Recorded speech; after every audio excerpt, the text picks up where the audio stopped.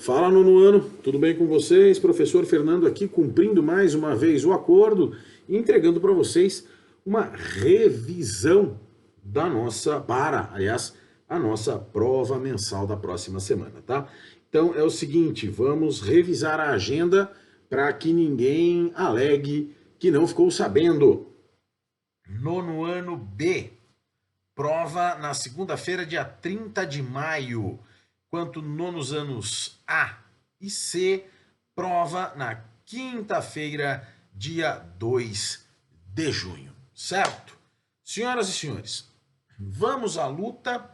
Conteúdo desta avaliação é aquele trabalhado nos resumos 1, 2 e 3, que são praticamente o capítulo 2 e o início do capítulo 3 do nosso livro didático, certo? Então, vamos começar do começo. Lá no capítulo 2, lá no início da nossa conversa, eu vou resgatar com vocês algumas coisas sobre os processos de globalização, fronteiras, limites de fronteiras, não limites físicos de fronteiras, né? Mas a discussão das barreiras, que são efetivamente as fronteiras, né? E como essas barreiras físicas, muitas vezes, mas barreiras econômicas, políticas, sociais, existem e foram ou vão sendo transpostas ou não no nosso mundo contemporâneo globalizado, certo? Bom, senhoras e senhores, é importante, é imprescindível, é necessário que a gente compreenda o seguinte: o mundo globalizado ele depende de uma série de conexões, certo? Que se estabelecem em rede e permitem que, conforme o tempo vai passando, essas relações, essas interdependências criadas entre os lugares sejam estabelecidas, né? Então, essas redes de segurança, vamos dizer assim, que garantem que o mundo globalizado continue funcionando. Então, os elementos de estabelecimento de um globo globalizado dependem da tecnologia, dependem das comunicações, dos transportes, da inovação, da continuidade dos fluxos, certo? Tudo isso estabelecido em rede para que as atividades continuem se dando da forma como é necessário para um mundo globalizado, predominantemente capitalista, que nós conhecemos, não é? Então, é importante também que a gente compreenda que cada um desses elementos foi mudando e foi evoluindo com o tempo, foi evoluindo com a tecnologia, foi evoluindo junto com a história moderna e contemporânea da humanidade, certo?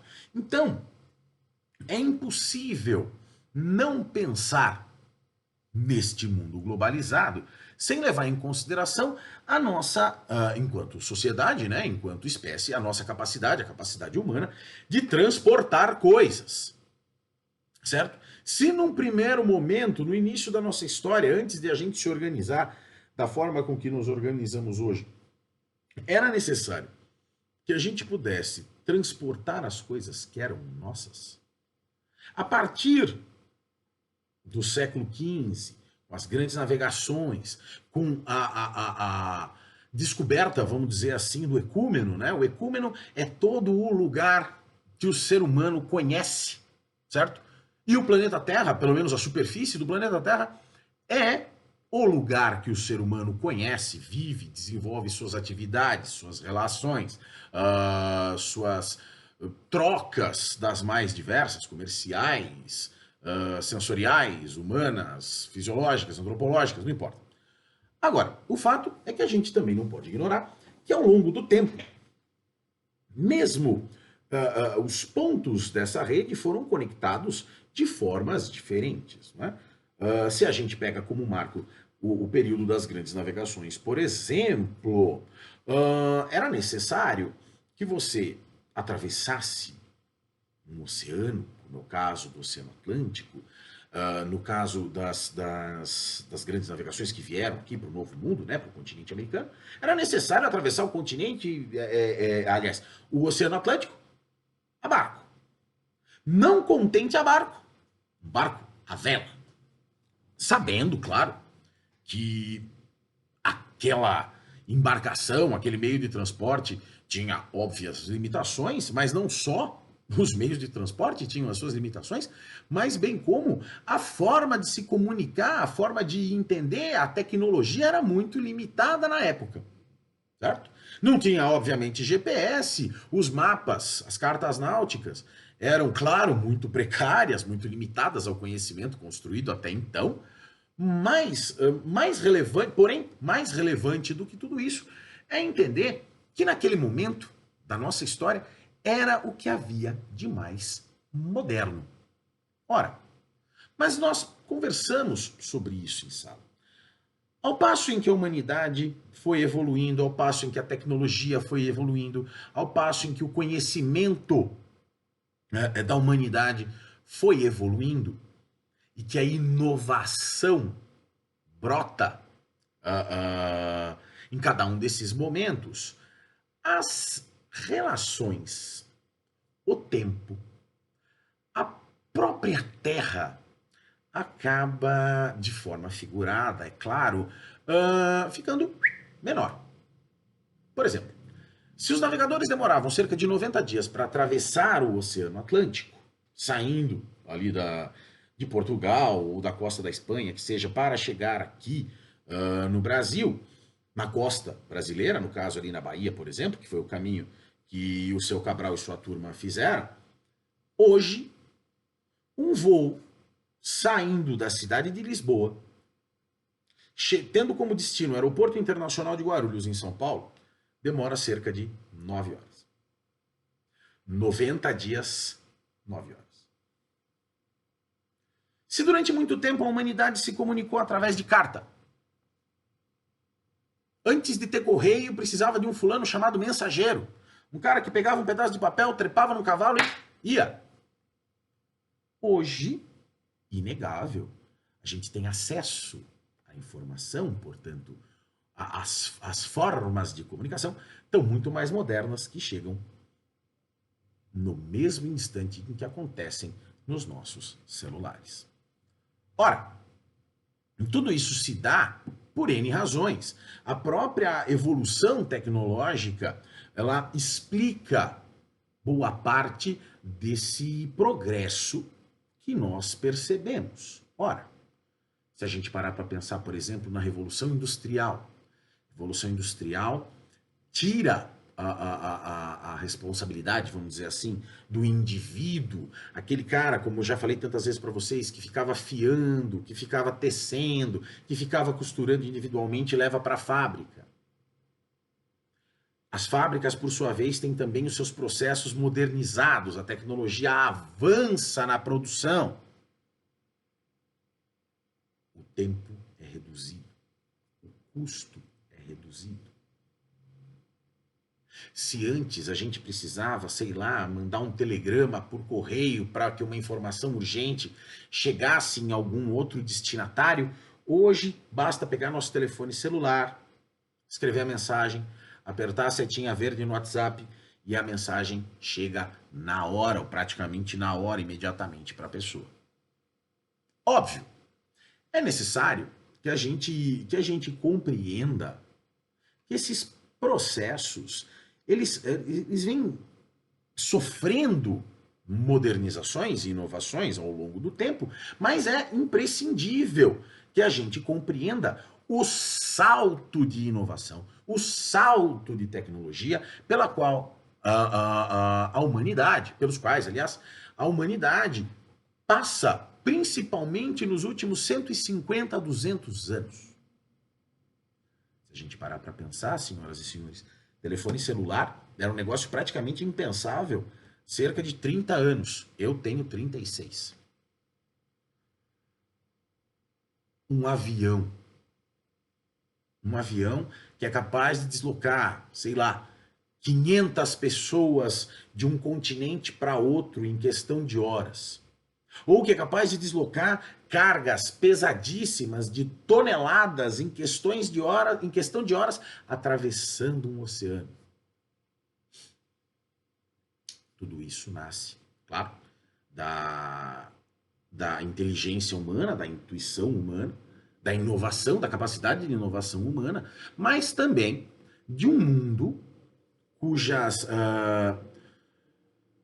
cujas iniciativas, cuja busca pelo crescimento, cuja busca pelo enriquecimento, cuja busca pela inovação sempre existiu, mas que nos últimos 200 anos simplesmente bombou.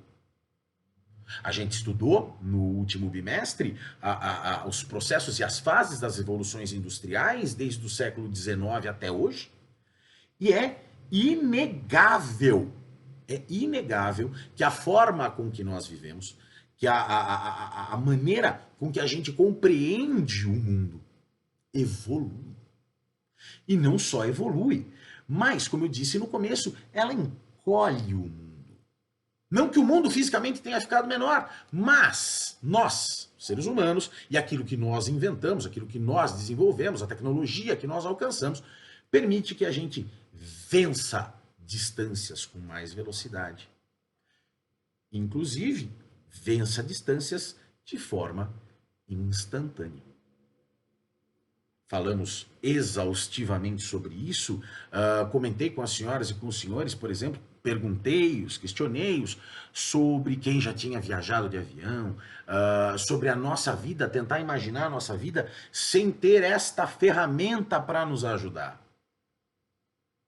As dificuldades que nós enfrentaríamos, isso falando individualmente, cada um dentro da sua particularidade. Agora, se a gente pensar um mundo capitalista, fruto dessas revoluções industriais intensas que promoveram revisões, que promoveram novas percepções daquilo que é a nossa capacidade, é inacreditável o quanto aquele mundo gigante dos grandes navegadores que tinham que atravessar céu e mar, chuva, vento, baleia, tubarão, tormenta, tudo. É surreal fazer a comparação dessa realidade histórica com a nossa realidade hoje. Então, senhoras e senhores, esse primeiro momento é interessante analisar como os meios de transporte, ou como as possibilidades, os modais que a gente tem, ou os meios de comunicação e a forma com que nós temos que nos comunicar, nós temos disponíveis, aliás, para nos comunicar nos dias de hoje, é a mostra mais precisa e mais profunda da inovação. E como essas inovações permitem que a gente tenha um mundo estruturado como ele é hoje. Um mundo apressado. Um mundo que busca sempre da forma mais veloz possível atender aos nossos desejos e às nossas necessidades, mesmo que de maneira desigual. A desigualdade se demonstra, senhoras e senhores, quando nós analisamos os lugares ricos e os lugares pobres do mundo. Essa desigualdade, ela se mostra quando nós paramos para refletir, por exemplo, na oferta de equipamentos ou na oferta de possibilidades que nós temos ou não ao nosso alcance. É impossível pensar hoje, por exemplo, um mundo sem telefone celular. Entretanto, interessante pensar que o mundo capitalista, por mais que venda uma ideia de liberdades, e nós já conversamos sobre isso há muito tempo, não garante toda essa liberdade que ele vende para todos os indivíduos, muito menos de maneira igual, certo? Mas vamos nos fixar um minuto, por exemplo, em transporte. A evolução de um mundo globalizado depende que o produto saia do ponto A e chegue no ponto B da forma mais barata e mais rápida possível. Isso é fácil desde que aquele lugar, o ponto A, o ponto B, principalmente o meio, onde acontece esse trajeto, conte com um negócio chamado infraestrutura. Estrada, aeroporto, ferrovia, que seja um rio, não importa. E o como esse trajeto é vencido em rede, uma vez que, por exemplo, um aeroporto pode fechar, uma rodovia pode ser interditada, uma ferrovia pode estar passando por manutenção. O mundo globalizado depende, seja para os transportes, seja para as comunicações, de uma rede que se estruture de forma a atender essas necessidades, de forma a que o processo de chegada, seja da informação, seja de produto, seja da pessoa, seja do que for, esteja garantida. O que eu quero dizer com isso? Essa rede permite que, mesmo que haja a interrupção de uma via, você ainda tenha formas, meios o suficiente para conseguir fazer com que esse produto, esse bem, essa informação chegue. Isso vale para os transportes. Isso vale também para o mundo das comunicações. Se no começo dessa era contemporânea que vivemos, vamos levar em consideração 30 anos atrás, tá? Pensar um telefone celular era uma coisa de maluco. Como que eu vou colocar um telefone dentro do meu bolso? Hoje, nos dias de hoje, ano de 2022, e não é de agora, é de muito tempo já, é dos últimos 10, 15 anos, tem mais telefone celular, linhas celulares, do que brasileiros, por exemplo. A internet permite, por exemplo, que eu esteja gravando esta revisão e entregando para vocês nos bolsos de vocês. Ou nos bolsos dos pais de vocês, onde quer que vocês estejam assistindo esse vídeo. Antigamente era necessário estar na aula. Era necessário livro. Era necessário caderno. Hoje, tudo isso pode ser substituído por um celular. Acessa um streaming de vídeo, como é o YouTube, acessa um editor de texto, como pode ser o Google Docs, por exemplo, acessa o Google Sala de Aula, onde este material também vai ser disponibilizado. Percebam, ao longo da evolução da nossa espécie, ao longo da evolução da espécie humana, da sua capacidade de buscar pela inovação, da sua capacidade de desenvolver tecnologia, deriva também a possibilidade da globalização. Deriva o caminho que viabiliza um mundo globalizado em que eu pego meu telefone celular, entro na Shein, entro no Ali, entro na Shopee ou em qualquer outro site, no eBay, onde quer que seja, adquiro um produto, coloco o número do meu cartão de crédito, emitiu a fatura, saiu a nota, amanhã ele já está sendo postado em algum lugar. Pode ser entrega por um motoboy, pode ser que eu compre alguma coisa no exterior, esse negócio venha de navio, caso eu não tenha pressa, ou se eu tiver muita pressa e muita grana, eu mando por avião. E chega aqui na minha casa em 2 dias. Muitas vezes, senhoras e senhores, anos atrás era necessário ir até uma loja, esperar a entrega do produto, emitir nota, tal. Hoje, é possível que a gente compre um produto de manhã e chegue na nossa casa à tarde. Graças a quê? A capacidade de comunicação em rede, que permite que eu, na minha casa, ou onde quer que eu esteja, entre num terminal, entre num site, faça o meu pedido, pague. Alguém num centro de distribuição receba esse pedido, verifique que está pago, coloque esse pedido numa caixa, dentro de uma moto, dentro de um caminhãozinho, do que quer que seja, de um avião, de um navio, e ele chegue na minha casa. Saímos de 90 dias atravessando o mar para horas. Horas para a chegada do meu produto. Horas para travessia de grandes distâncias ou instantaneamente através da comunicação. A estrutura da comunicação permite junto com as estruturas de transporte, que os fluxos mundiais não parem. Jamais. Lembra da rede? Mesmo que você tenha uma ruptura, a rede continua estabelecida. É possível desviar, é possível procurar atalhos, é possível encontrar caminhos.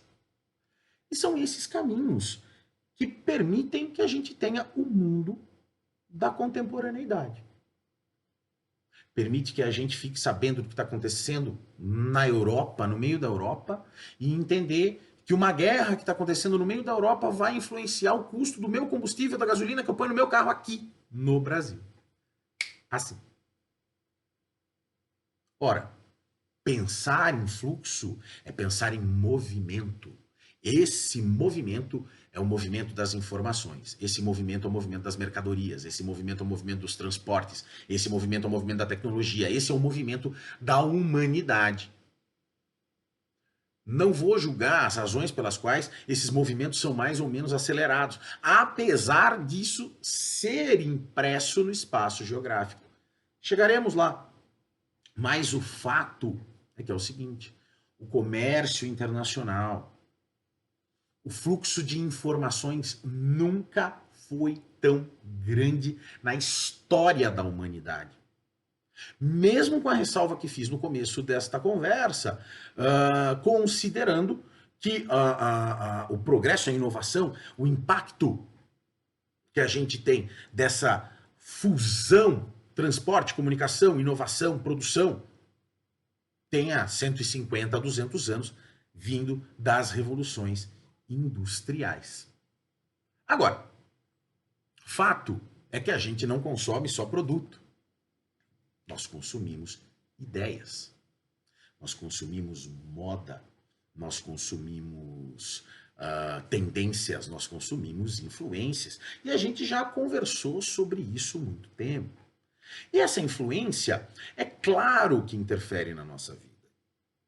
A gente conversou bastante sobre isso também em aula, mas em algum momento o mundo, além da homogeneização proposta na globalização pelo capitalismo, essa homogeneização de consumo, também é uma homogeneização de conhecimento, de cultura.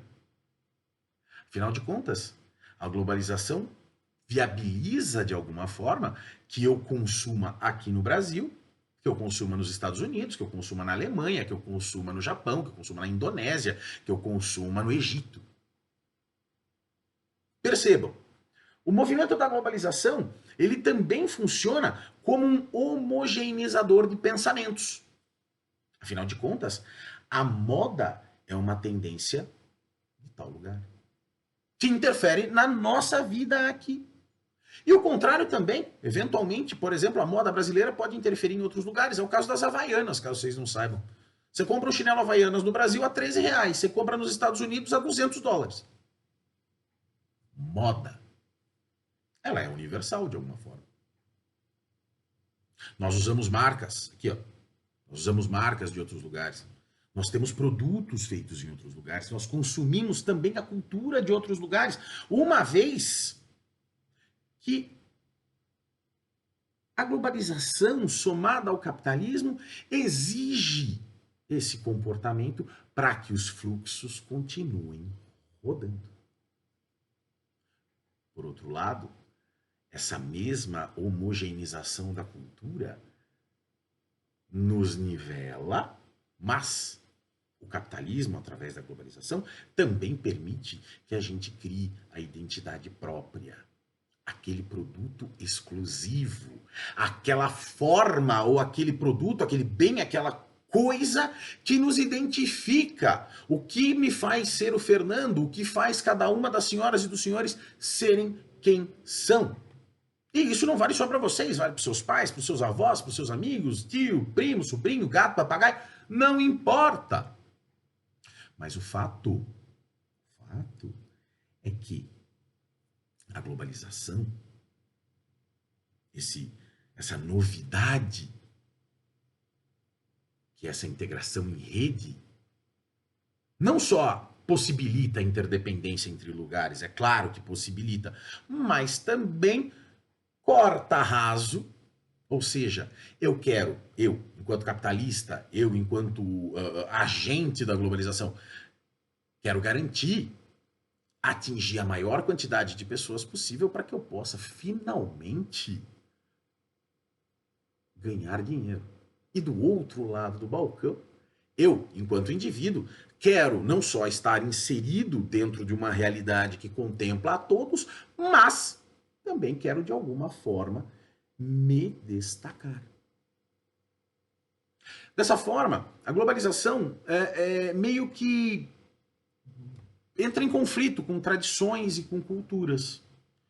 Vejam, o fato de nós, seres humanos, conhecermos a superfície do planeta Terra, a história do ecúmeno, existem lugares mais isolados e menos isolados. Existem lugares mais repelentes e menos repelentes. A entrada dos processos que envolvem a globalização e tal. Mas o fato é que é o seguinte: cada vez menos ao redor do mundo se encontra lugares que não estejam invadidos, talvez esse não seja o melhor termo, mas é o melhor termo que eu encontro agora, pelos valores da globalização. Por mais difícil que seja a chegada, por mais difícil que seja o convencimento, vamos dizer assim, de uma comunidade, ou por mais isolada que seja uma comunidade, é praticamente impossível no mundo contemporâneo que haja um isolamento pleno de indivíduos, que não voluntariamente. O que também não é algo que se despreze. Mas o fato é que a imensa maioria, como toda exceção confirma a regra, vivemos num mundo globalizado, interdependente, certo? Em que as pessoas e lugares dependem de outras pessoas e lugares, mas que, guardadas as proporções, absorvem toda essa inovação, absorvem todo esse novo conceito de globalização, mas ainda assim alimenta certas diferenças, não é? E pensar em globalização não a gente não pode, de maneira nenhuma, ignorar que ela esteja cheia de contradições e também esteja cheia de desigualdades, tá? Senão a gente não pensaria num mundo desenvolvido ou subdesenvolvido, lugares ricos, lugares pobres, certo? O fato é que a globalização ela favorece, vamos dizer assim, a diferenciação entre os lugares no que diz respeito, por exemplo, à distribuição da riqueza. Né? Se a gente parar para pensar, essa desigualdade ela se imprime de diversas formas. Tá? Vive-se de formas diferentes no mundo. Compreende-se, por exemplo, o valor das coisas, o valor do dinheiro, de formas diferentes ao redor do mundo. O estado de bem-estar social, que eventualmente eu comento com vocês, ele é diferente no mundo. A questão é a seguinte: o mundo globalizado também é dividido em exploradores e explorados. Quem tem mais condição de explorar e quem tem menos condição de evitar essa exploração predatória, vamos dizer assim, que principalmente acontece, convenhamos, isso é um dado, isso é um fato de parte dos países desenvolvidos para os subdesenvolvidos, dos países ricos para os países pobres. Ora, vejam, trouxe esse elemento para as senhoras e os senhores muitas vezes. Muitas vezes. Se a gente para pensar aonde se encontram, por exemplo, as sedes das grandes empresas, para onde vai o lucro das grandes empresas que existem no mundo inteiro. Vamos pensar na indústria automobilística, Ford, Chevrolet, GM, Fiat. Tem carro desse tipo andando para todo canto. Onde ficam as sedes dessas empresas? GM e Ford nos Estados Unidos, Fiat na Itália. Marca de roupa, por exemplo. Nike, Adidas, Lacoste, que seja. Estados Unidos, França, Itália, Alemanha. E por essa razão, nós não consumimos esses produtos aqui no Brasil? Claro que consumimos, são consumidos no mundo todo. Agora, para onde vai o lucro? aonde esse lucro gera imposto que é revertido, por exemplo, no bem-estar da população daquele lugar. Ora, no país sede de cada uma dessas empresas, é óbvio. Veja, gente, já fiz essa discussão com vocês. Moda, principalmente, um produto é lançado na Europa, é vendido por um preço X, é vendido aqui, na América Latina, na América do Sul, no Brasil, onde quer que seja, é vendido pelo mesmo preço, só que na moeda daqui. Lembra da conta que nós fizemos sobre celular? Como que é comprar um celular nos Estados Unidos e o mesmo celular aqui no Brasil? Quanto custa? Quanto tempo uma pessoa tem que trabalhar para consumir o mesmo produto em lugares diferentes? É o mesmo produto. Ora, quanto vale o tempo do trabalhador? Nós sabemos, nenhuma novidade aí, que as empresas, as indústrias preferem produzir onde ela tenha menos custos. Se ela tem menos custos, ela aumenta os lucros. Salário mínimo no Brasil, R$ 1.212. Hora mínima de trabalho nos Estados Unidos, cerca de $9. Hora mínima de trabalho na Inglaterra, cerca de 10 libras. Já pararam para pensar, né? A gente fez essa conta em sala. A verdade é que é o seguinte, existem visíveis diferenças entre os lugares. E essas diferenças elas foram sendo alimentadas ao longo do tempo. E é óbvio que aquele país, aquele lugar que concentra poder, influência, capacidade, quer preservar esse poder, influência e capacidade para si e para os seus. Mesmo que em países desenvolvidos haja também grandes diferenças entre ricos e pobres. Já falei isso para as senhoras e para os senhores também, a diferença entre um país rico e um país pobre é a capacidade ou não de esconder a pobreza. Ou, na melhor das hipóteses, garantir aos seus cidadãos o tal do estado de bem-estar social. Percebem como uma coisa é ligada à outra?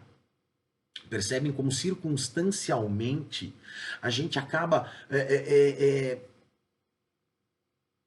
travado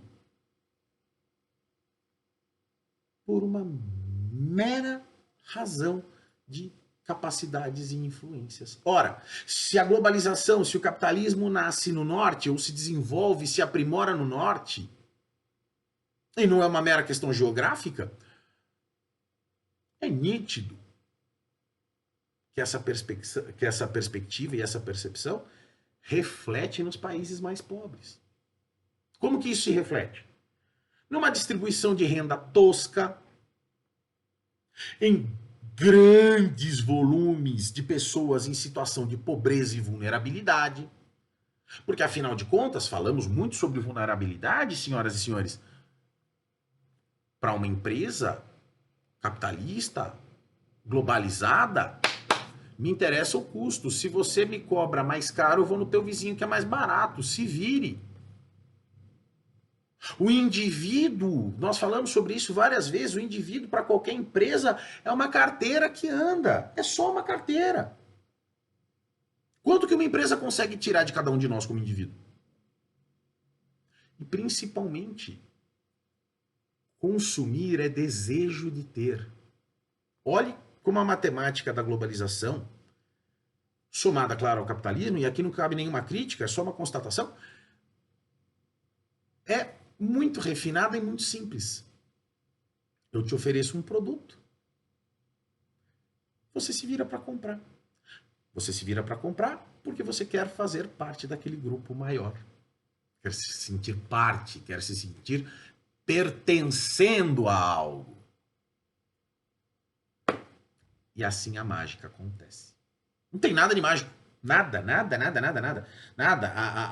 A tecnologia, vamos dizer assim, é muito pobre. É fácil de resolver. Como a gente pode perceber em qualquer situação.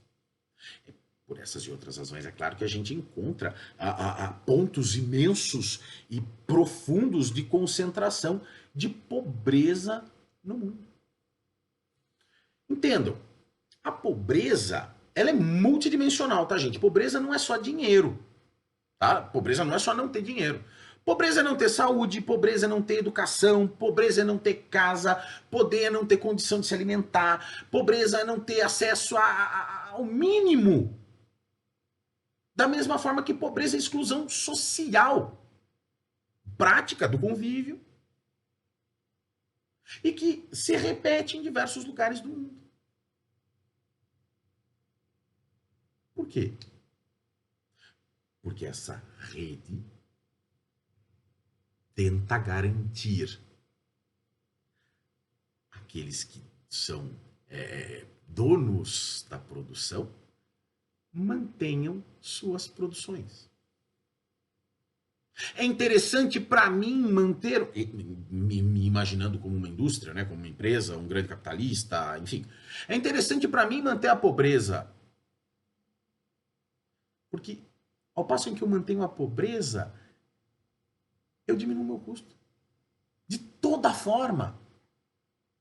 E mesmo em lugares pobres, em que a gente sabe, existem pessoas ricas, sabe, essa distância, essa separação social que existe, é interessante também manter essa pobreza justamente para manter a influência, manter o poder.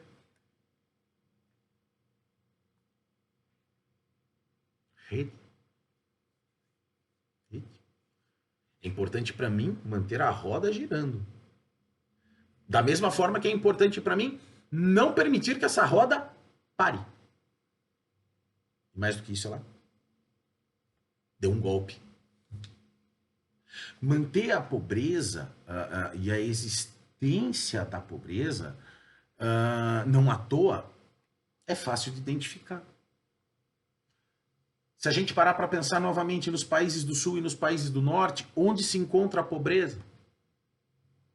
Onde é mais interessante manter a população meio que refém das suas próprias condições.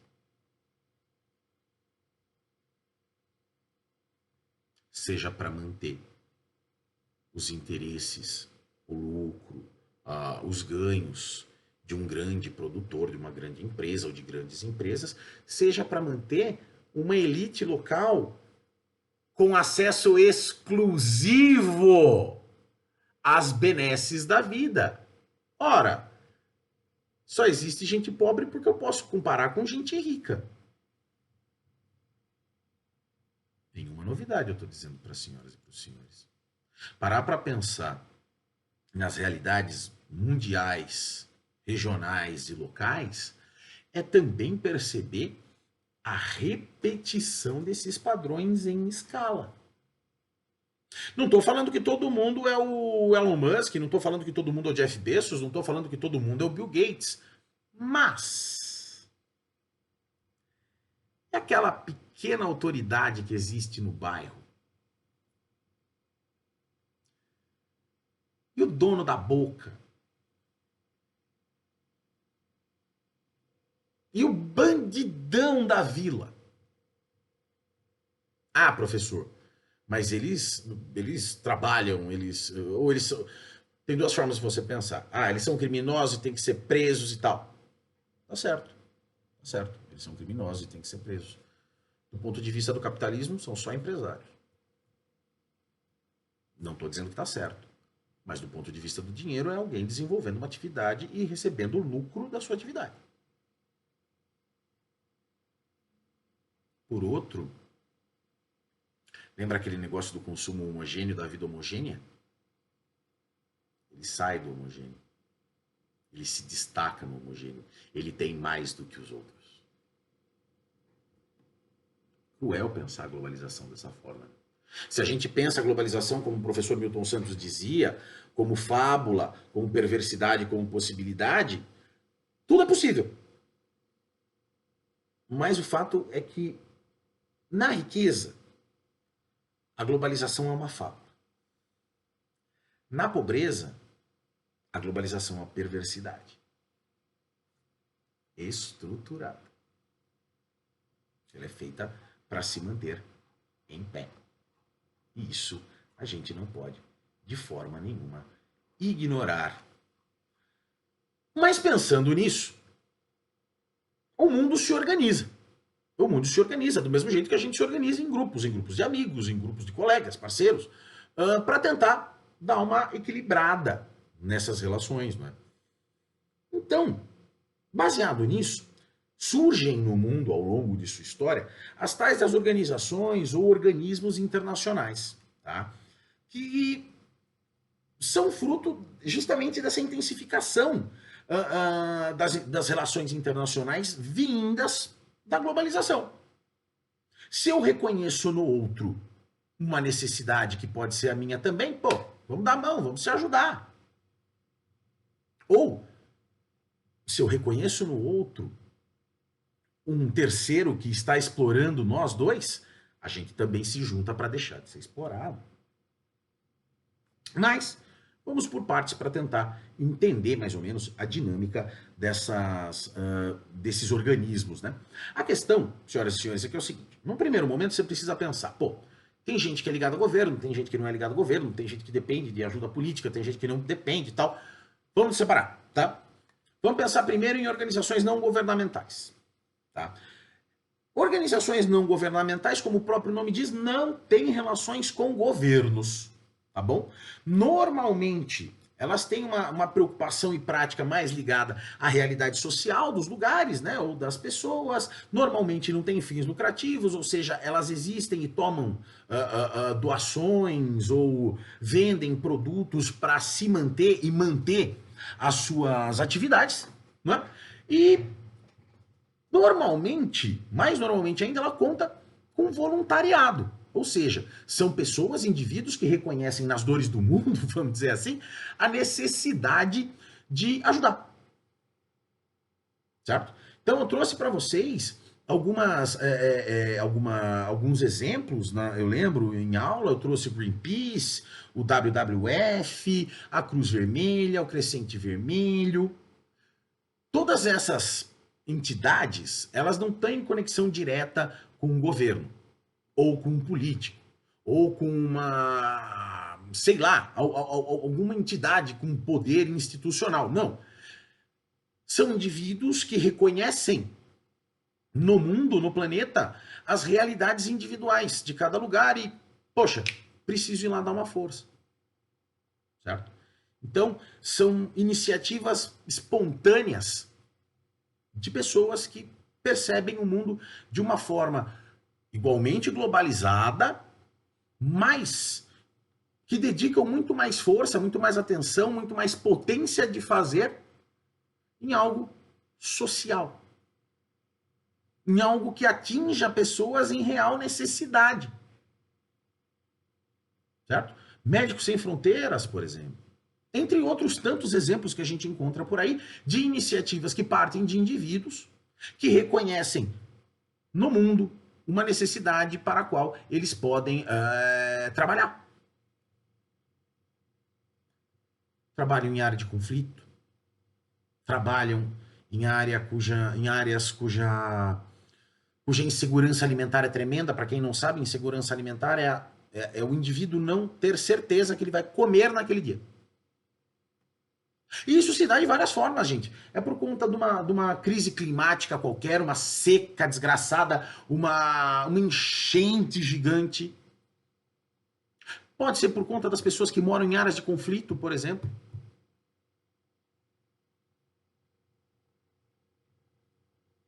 O mundo, senhoras e senhores, eu não faço a menor questão de pintá-lo de outra forma para os senhores, é cruel. Ele é cruel. Para que se mantenha esta roda funcionando, eventualmente muita gente vai sofrer. Eventualmente muita gente vai pagar. Para que, dentro daquela homogeneidade que eu falei antes, alguém se destaque. Ou alguém se destaque. Da mesma forma, agora já, num ponto de vista mais institucionalizado, oficial, não que essas organizações não governamentais não sejam oficiais, mas os organismos ou organizações governamentais, institucionais, elas têm um peso institucional maior, uma vez que elas realmente representam os interesses dos lugares. Então, organizações como a ONU, que é a Organização das Nações Unidas, a Organização dos Estados Americanos, o Conselho Europeu, etc., são lugares, fóruns de discussão, fóruns, né, são lugares onde as pessoas se encontram para debater as realidades individuais e, de alguma forma, tentar encontrar um acordo. Tentar encontrar um meio termo, certo? Afinal de contas, a representatividade em bloco pesa muitas vezes muito mais do que a representatividade individual. Além do mais, se a gente parar para pensar nessas desigualdades que existem no mundo, principalmente entre lugares, é fato que existem os grandes tubarões e as pequenas sardinhas. A gente não pode ser inocente, pessoal. No cenário internacional, não é fácil bater de frente com Estados Unidos, com China, com Alemanha, com França, com Inglaterra, com Rússia, mesmo com o Brasil. Não é fácil. Cada um desses lugares tem seus interesses, é óbvio. E esses interesses são representados, esses interesses são manifestados. Porém, nem sempre esses interesses são atendidos. Não, pelo menos de forma harmoniosa ou pacífica, o termo que vocês quiserem usar. Por essas e outras. E levando em consideração a realidade na qual o mundo se encontrava depois da Segunda Guerra Mundial, foi criada, em 1945, a tal da Organização das Nações Unidas. Gente, é a maior, é a mais importante, é a mais reconhecida, é a mais respeitada organização governamental internacional. É ali que todo mundo senta na mesa na mesma altura. Tá? Não importa se você é a Suazilândia, Liechtenstein, Camboja, Estados Unidos, Canadá, Guatemala, Honduras, Haiti, sei lá, não importa, Romênia. Vai sentar todo mundo na mesma mesa e conversar de igual para igual. Afinal de contas, é ali em que se discute, do ponto de vista governamental, na esfera governamental, oficial, institucional, políticas que, em teoria, precisam ou deveriam ser seguidas por todos os países do mundo, uma vez considerando que a ONU não é um organismo de mando, ela não é um organismo maior do que a soberania dos Estados nacionais ali representados. Ela funciona como um órgão consultivo. Ela sugere soluções. Eventualmente soluções mais equilibradas, justamente por ser um ambiente de igualdade de condições. Certo? Bom, vamos pensar na estrutura da ONU, por exemplo, tá? A ONU, como a gente já conversou, e o vídeo que eu mandei para vocês, e vou repostar aqui hoje, ela é dividida em algumas agências, alguns escritórios, algumas trincheiras, vamos dizer assim, que são discutidos elementos do cotidiano das relações internacionais, e ali no meio tenta-se resolver as pinimbas por aí, certo?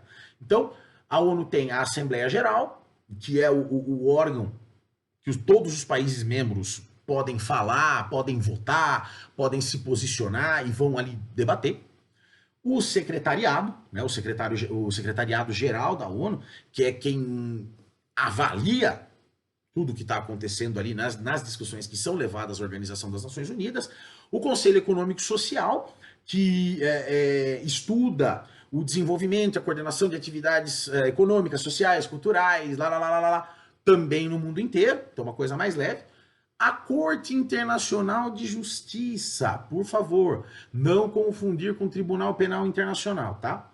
A Corte Internacional de Justiça, que é responsável pela apresentação e solução de problemas judiciais de países e outros órgãos. A questão é a seguinte, é como se fosse um grande órgão mediador de pinimbas judiciais, tá? Por exemplo, vou extraditar fulano, essa linha de fronteira não tá legal aqui entre o meu país e o meu vizinho, como que a gente faz? A Corte Internacional de Justiça é quem vai desenrolar. Por fim, o órgão talvez mais importante, ou pelo menos o mais simbólico da Organização das Nações Unidas, e isso não é necessariamente bom, é o Conselho de Segurança, tá? Que é o responsável pelas tentativas contínuas e constantes no mundo, né, de manutenção da paz e da segurança, tá? Então é a galera que manda missão de paz para um lugar que esteja passando por um conflito armado. É nesse conselho que se define, por exemplo, para onde vão ser mandadas missões de reconstrução de países. Todo mundo dá uma graninha para dar uma força. Porém, mesmo numa organização que pretende, ou pretendia, na verdade pretende, né? Tratar e negociar, ou ser um lugar onde os países tratam e negociam de forma igual. O Conselho de Segurança, além de ser um exemplo dessas diferenças entre lugares, ou seja, alguns lugares são mais fortes do que outros, não é? Também mostram a incapacidade que muitas vezes países mais desenvolvidos ou mais ricos têm de abrir mão daquilo que consideram seu. O Conselho de Segurança da ONU é formado por 15 países membros, né, dos quais 5 são membros permanentes. Esses membros permanentes têm poder de voto e de veto. Ou seja, qualquer deliberação tirada no Conselho de Segurança da ONU pode ser aprovada ou reprovada por esses 5 países, deixando os outros 10 a ver navios. Estados Unidos, Inglaterra, França, China e Rússia. 5. Curiosamente, os países que estiveram envolvidos eram os países vencedores, ou considerados vencedores da Segunda Guerra Mundial, né? Todos eles tinham, na época da Segunda Guerra Mundial, tiveram acesso a armas nucleares, né? Então eram meio que os chefões, os xerifes do mundo. Tá, mas e daí? E daí que isso não reproduz mais a realidade. De várias formas, N formas possíveis. Tá? É impossível pensar na segurança do mundo sem dar peso, por exemplo, à Alemanha, país mais importante da União Europeia. O maior produtor, o maior PIB, o maior importador, o maior exportador. Ah, mas a Alemanha estava alinhada, era nazista. Passou, gente, acabou. Aliás, a Alemanha é um lugar extremamente honesto. Não se esconde a história da Alemanha porque é feia. Se estuda a história da Alemanha nazista na escola, se estuda a história da Alemanha nazista na faculdade. Tem monumento para tudo quanto é lado, diferente de alguns outros países no mundo que querem esconder as coisas feias da própria história. Brasil entre eles. É impossível, já que estamos falando do Brasil, é impossível pensar num Conselho de Segurança que tem que reunir os países mais influentes, os mais importantes, os mais fortes, os mais boladões do mundo, sem pensar no Brasil, o maior país do hemisfério sul da Terra. Ponto. E aí? É impossível. É impossível. Maior exército, maiores frotas. E aí? Japão. Ah, mas o Japão na Segunda Guerra Mundial. Pelo amor de Deus, os caras reinventaram a vida depois de 2 bombas atômicas. E isso serve para outros países da Ásia também, serve para a Coreia. Falando em Coreia, Coreia do Norte. Por mais que a bomba atômica desenvolvida, ou as bombas atômicas possivelmente desenvolvidas na Coreia do Norte, sejam bombas atômicas, sei lá, do tamanho dessa coisa de tinta aqui, eles têm uma bomba atômica. Índia e Paquistão, países vizinhos, eternamente em conflito por conta da região da Caxemira, deram uma bomba atômica para cada um para que eles não se matassem.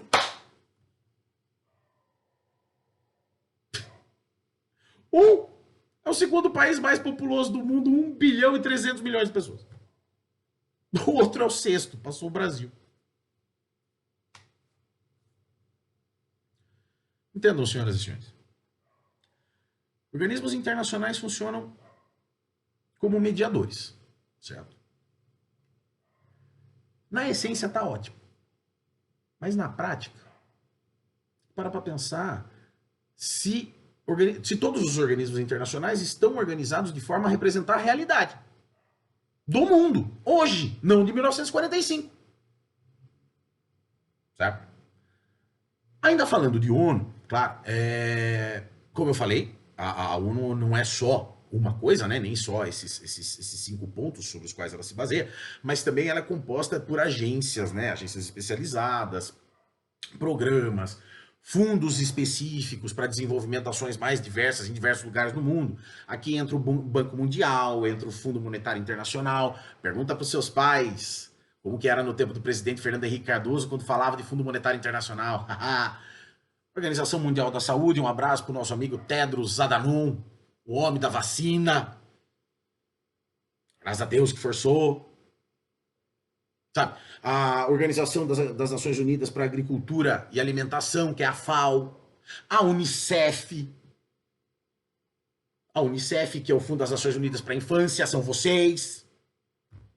Não necessariamente vocês, mas as pessoas no mundo, na idade de vocês.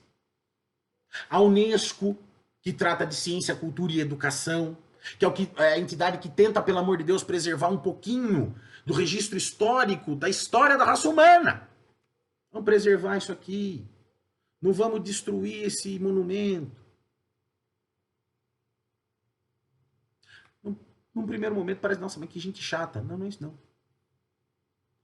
A humanidade não sobrevive sem a sua história, senhoras e senhores. E sem sobreviver, sem ter a sua história, sem conhecer a sua história, diz o velho ditado, lugar que não conhece a sua história está condenado a repeti-la pelo bem e pelo mal. Normalmente é pelo mal. Conversei com as senhoras e com os senhores durante essa semana. Os movimentos que acontecem na Europa hoje são muito semelhantes aos movimentos que antecederam a Primeira e a Segunda Guerra Mundiais. Do mesmo jeitinho. Nacionalismo exacerbado, supervalorização do local, racismo, xenofobia, preconceito, tá tudo ali. E tive a oportunidade de falar para as senhoras e para os senhores, por exemplo, que a guerra na Ucrânia vai durar e muito. Guerra da grana, senhoras e senhores. Cada munição disparada é uma munição vendida. Cada arma quebrada é uma arma nova vendida. Simples assim. Por favor, não sejam inocentes ao pensar. Tá bom? Seguindo adiante, senhoras e senhores, vamos falar de Europa? A Europa é legal, cara. A Europa é bonito, a Europa é frio. Bom, vamos pensar o seguinte, gente boa.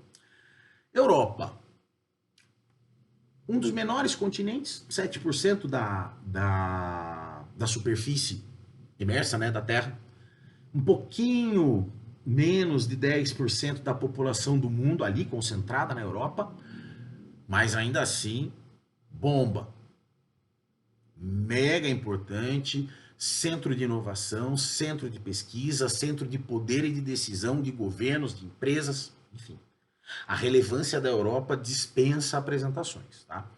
Agora, vamos pensar na Europa um pouquinho, vamos ser um pouquinho mais simples. Vamos pensar na Europa como um pedaço de um blocão de terra, né?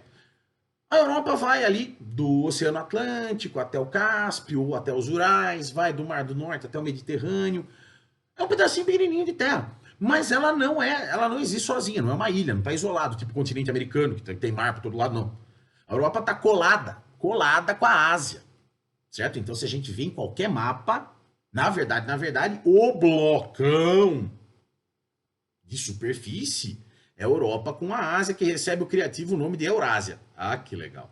Mas, do ponto de vista histórico, do ponto de vista político, do ponto de vista geopolítico, a gente trata a Europa só como esse pedacinho aqui do extremo leste, perdão, do extremo oeste desse bloco da Eurásia, tá? Bom, até onde vai a Europa? A Europa pega uma parte pequena da Rússia. Professor, mas a Rússia é Ásia? Uma parte é a Ásia, igual a Turquia. Não sei se vocês sabiam, mas a Turquia também. Metade é Europa, metade é Ásia. A Rússia não. A maior parte é Ásia, tá? A maior parte do trecho congelado do território russo está na Ásia. Bom, como que a gente divide mais ou menos a Europa? A gente divide a Europa como divide qualquer lugar, tá? Inicialmente, por critérios físico-geográficos, tá? Então, a gente consegue, sei lá, dividir a Europa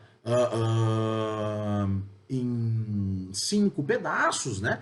A Europa setentrional, a Europa central, a Europa meridional, a Europa mediterrânea, enfim. E também a gente pode dividir a Europa em critérios socioeconômicos ou geopolíticos, o nome que vocês quiserem dar. Se a gente está falando dos critérios físico-geográficos, a gente está levando em consideração elementos da paisagem. Não só elementos da paisagem, mas também elementos culturais, elementos nacionais, semelhanças, tradições.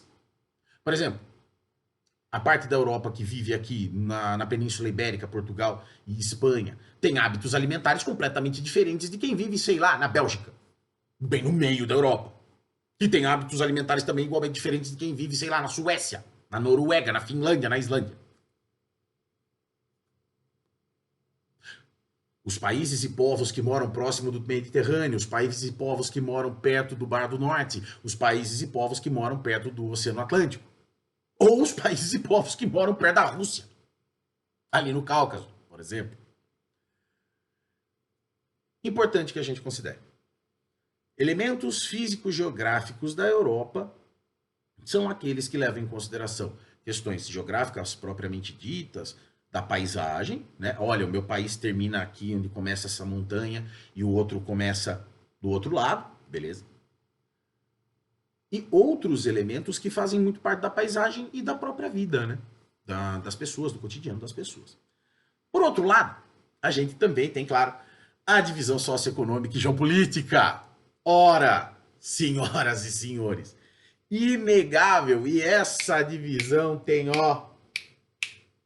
desde a Segunda Guerra Mundial, tá aqui bonitinho, encaixada, certinha. De um lado, a oeste, países do chamado bloco capitalista, né? Lembra do mundo bipolar? Então, a oeste, os países do bloco capitalista. Então, você vai ter ali Inglaterra, Irlanda, Noruega, Portugal, Espanha, Itália, e a Europa Oriental, a leste, países que viveram durante muito tempo sob influência da União das Repúblicas Socialistas Soviéticas ou Bloco Soviético. Então vamos lá. Europa Ocidental, países sob influência do capitalismo. Europa Oriental, países sob influência do socialismo, senhoras e senhores. Claro, existem outras possíveis regionalizações da Europa, né? Como eu disse, a setentrional, a oriental, a Europa Central, os Balcãs, a Europa Ocidental, enfim. Mas, do ponto de vista geopolítico, Europa Ocidental e Europa Oriental. Europa Ocidental, capitalista. Europa Oriental, socialista. Mundo bipolar, Guerra Fria, toda aquela coisa que a gente já tá careca de saber. Também. Bueno, mas o fato é que é o seguinte, a Europa, por menorzinha que seja, tem país para dar com pau. Tá? País pequeno, país médio, país grande, o maior país da Europa, que não a Rússia, claro, que está totalmente na Europa, no caso é a Ucrânia, não sei se vocês sabiam. Um pedaçaço de terra cheio de trigo e gás natural. Não é à toa que está tendo briga lá. Bom, mas o fato é que é o seguinte, as tentativas de integração política, econômica, social e tal, da Europa, são algumas das mais bem-sucedidas da história. Tá? Isso é inegável. Uma delas é a mais bem-sucedida da história, que é a tal da União Europeia. A União Europeia tem 27 países que dividem entre si um espaço de circulação comum, uma moeda comum. E é por essas e outras que organismos de integração, como é o caso da União Europeia, criam uma certa dúvida ou uma certa inquietação sobre a discussão, por exemplo, do Estado Nacional soberano, o Estado Nacional contemporâneo, que compreende soberania territorial, soberania legal, soberania financeira. Vejam, os países da União Europeia compartilham o mesmo dinheiro, o euro. Os países da União Europeia e mais alguns outros fazem parte do Tratado de Schengen. O Tratado de Schengen é um tratado de livre circulação de pessoas, bens e serviços na Europa. Ou seja, você pode estar, sei lá, você é polonês, mora na Alemanha, trabalha na França. Tá bom, vai ganhar salário, tudo certo. Você compra laranjas espanholas num supermercado francês em Amsterdã, na Holanda. Carrefour, caso vocês não saibam. Interessante, né?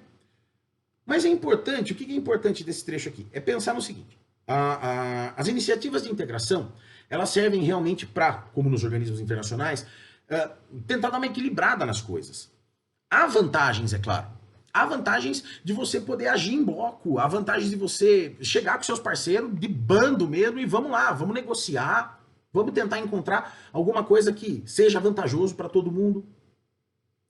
Ou pegar aquele seu parceiro que está lá meio derrubado, um paizinho que esteja ali meio bambeando, falar, vem cá, moço, vamos, levanta, bora crescer. Do mesmo jeito, se defende em grupo, mexeu com um, mexeu com todos. E aí, qual é? Poucas. Mais ou menos o que está acontecendo agora, lá na guerra da Ucrânia, com relação à Polônia.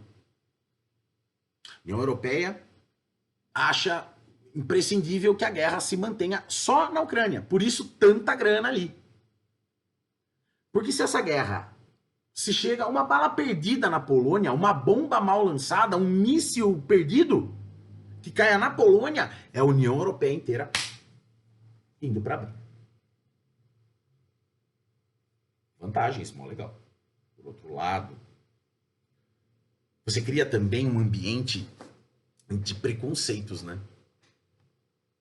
As iniciativas de integração, elas criam, elas se baseiam em identidades, mas essas identidades também, às vezes, são defendidas meio que a qualquer preço. Eu não integro a União Europeia para que o meu país fique mais negro. Ou eu não integro a União Europeia para que o meu país receba refugiados. Eu não integro a União Europeia para que o meu país receba, sei lá, enfim. Então, da mesma forma que você cria um ambiente de proteção, de união, vamos dizer assim, também cria um ambiente repelente a algumas coisas. Eu não quero receber esses refugiados na Alemanha, joga na Grécia. Eu não quero receber esses refugiados sírios, joga na Turquia. Eu não quero receber esses refugiados ucranianos, joga na Romênia. Entendem? Claro, não vou mentir para vocês dizer que isso é uma realidade, é uma situação simples. Não é. Mesmo porque a gente está trabalhando com possibilidades N. Mas eu preciso resgatar os conceitos de globalização com vocês, né? De novo, professor Milton Santos. Fábula, perversidade e possibilidade. Na verdade, esses três elementos juntos, eles são a realidade. E em alguns momentos, a gente tem que pensar a globalização como uma possibilidade. Em alguns momentos, a gente compreende como uma fábula. E em outros, a gente tem que encarar que é uma perversidade. Agora, insisto com as senhoras e com os senhores para tomarem consciência dessa realidade ampla, porque essa conta vai cair no colo de vocês. Essa bomba cai no colo das gerações mais novas, que vão ter que pensar em outras soluções, que vão ter que se aclimatar a problemas que eventualmente a minha geração ou ignorou, ou que não existia, ou que não teve competência para resolver. Certo? Bom, senhoras e senhores, 1h10. Aula longa, agradeço a atenção de vocês. Nos vemos na semana que vem. Esse vídeo, como eu disse, está postado no Classroom, está postado aqui no YouTube, tem link de apoio, vídeo de apoio, materiais, enfim, para que vocês possam estudar e arrebentarem na prova na semana que vem, beleza? Então é isso. Muito obrigado, minha gente. Valeu, nono ano. Abraço.